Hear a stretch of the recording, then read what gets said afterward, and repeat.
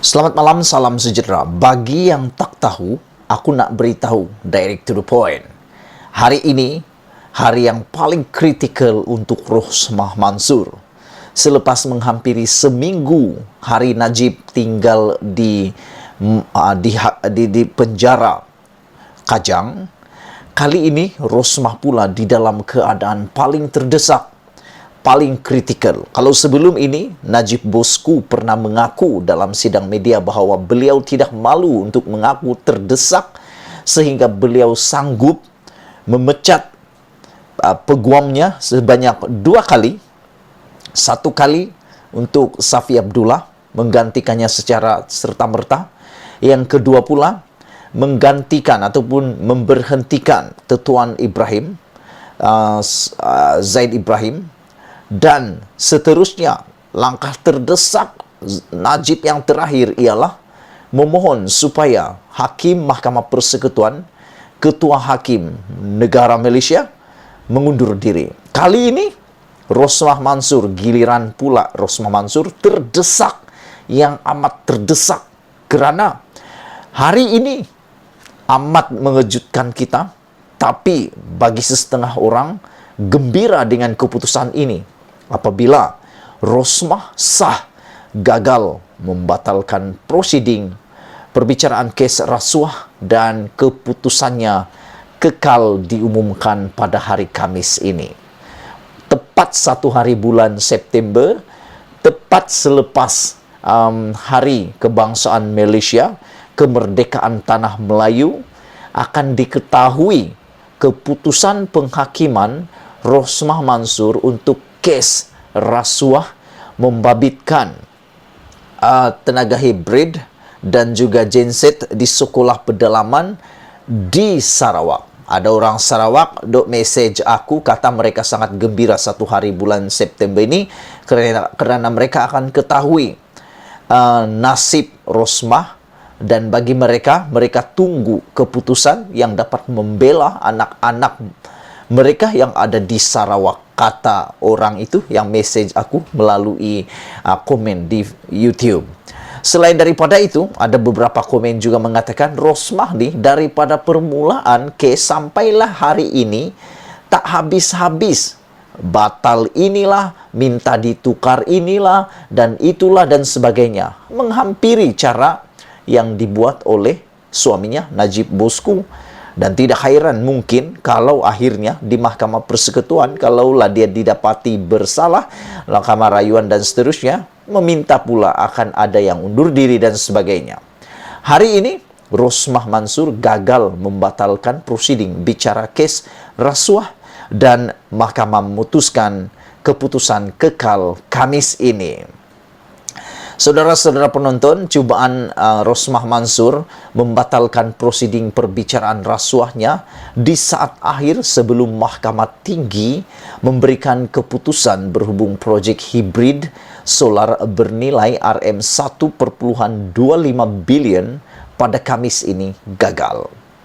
Ia susulan keputusan Mahkamah Tinggi untuk menolak permohonan baru dibuat isteri kepada bekas Perdana Menteri Datuk Seri Najib Razak itu untuk mencabar pelantikan Datuk Seri Gopal Sriram sebagai timbalan pendakwa raya dalam kes itu dan membatalkan keseluruhan prosiding dihadapi sejak 2018. Lucu kan? Dia suruh mencabar Gopal Sriram untuk digantikan dan mahu juga membatalkan seluruh prosiding. Dari 2018 prosiding itu mau dibatalkan. Aku tak tahulah kenapa sampai begitu. Hakim Datuk Ahmad Kamal Majsahid menetapkan keputusan ini selepas membenarkan bantahan dibuat Jabatan Peguam Negara sebelum ini. Selain menegaskan tiada keperluan untuk menangani merit permohonan Rosmah itu. Beliau juga memaklumkan pihaknya tiada kuasa untuk memberi kebenaran bagi memulakan prosiding semakan kehakiman. Peguam Kanan Persekutuan mewakili AGC Samsul Bul Hasan ketika dihubungi Berita Harian Online mengesahkan keputusan permohonan itu yang memihak kepada pihaknya, iaitu mewakili Pegawai Kanan Persekutuan, Peguam Kanan Persekutuan, dan sekaligus beliau mengesahkan bahawa menunjukkan mahkamah menerima hujahan dibuatnya. Keputusan permohonan dimaklumkan menerusi email yang turut disertakan draft penghakiman. Pihak berkaitan diminta berhujah mengenai isu kos dengan hanya membalas email, katanya. Rosmah diwakili Peguam Datuk Akberdin Abdul Kadir serta Datuk Jarjit Singh. Pada 11 Ogos lepas, Samsul berhujah permohonan itu adalah remeh dan menyusahkan, memandangkan sudah terdapat penghakiman yang menyatakan bahawa pelantikan Sri Ram adalah sah. Yang aku hairan, apa yang Rosmah takut sangat dengan Sri Ram ni? Kalau memang tak ada salah, siapapun peguam itu, anda akan terlepas. Kalau memang anda melakukan salah, siapapun peguam itu, memang anda akan tersabit juga kesnya. Kecualilah itu peguam yang anda benar-benar suka dan mungkin berat sebelah. Tapi aku fikir peguam yang ada di Malaysia ini masih terikat oleh etika profesionalisme mereka. Tapi itu pada jangkaan aku. Katanya rayuan terhadap keputusan itu juga ditolak Mahkamah Rayuan dan cubaan mendengar rayuan di Mahkamah Persekutuan gagal. Makna kata, untuk rayuan kes pengguguran Sri Ram ini memang tak akan sampai ke Mahkamah Persekutuan kerana Mahkamah Rayuan telah menolak, dan seterusnya Mahkamah Persekutuan juga tidak dapat menerimanya. Permohonan ini juga adalah penyalahgunaan kuasa mahkamah kerana ia mahu mencabar dalam prosiding sivil perkara yang sudah diputuskan dalam prosiding jenayah.